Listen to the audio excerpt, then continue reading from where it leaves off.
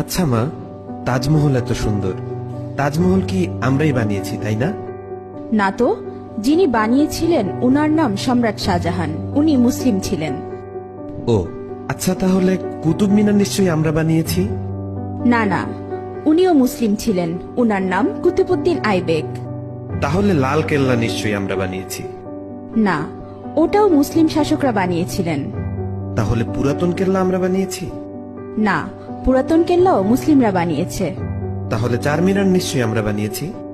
না, চারমিনারও মুসলিম শাসকরা বানিয়েছে। মা, আমি শুনেছি ভারতের সবচেয়ে বড় ও পুরাতন রোড গ্র্যান্ড ট্রাঙ্ক প্রায় 3000 কিলোমিটার পর্যন্ত বিস্তৃত, সেটা তো আমরা বানিয়েছি। না না, গ্র্যান্ড ট্রাঙ্ক রোড আমরা বানাইনি। গ্র্যান্ড ট্রাঙ্ক রোড এক মুসলিম শাসক বানিয়েছেন, উনার নাম শেরশাহ। আচ্ছা, তাহলে হাজারদুয়ারি প্যাসেজ নিশ্চয়ই আমরা বানিয়েছি?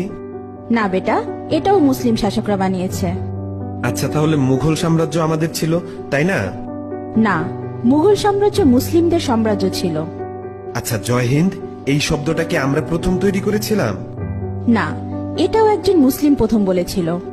আচ্ছা মা, সারে জাহা সে আচ্ছা হিন্দুস্তা হামারা এই শব্দটি আমরা প্রথম বলেছিলাম তাই না?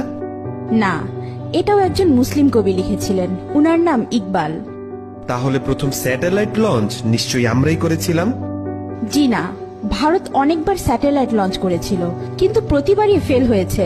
এরপর এপিজে আবুল কালাম আজাদ প্রথমবার সাকসেসফুল ভাবে স্যাটেলাইট লঞ্চ করেছিলেন।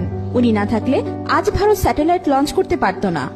তাহলে পারমাণবিক অস্ত্র নিশ্চয়ই আমরা বানিয়েছি?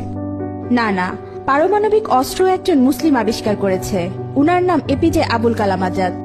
তাহলে মুসলিমরা না থাকলে আমাদের কি হতো মা? মুসলিমরা না থাকলে ভারত এক অন্ধকারাচ্ছন্ন দেশ থাকতো।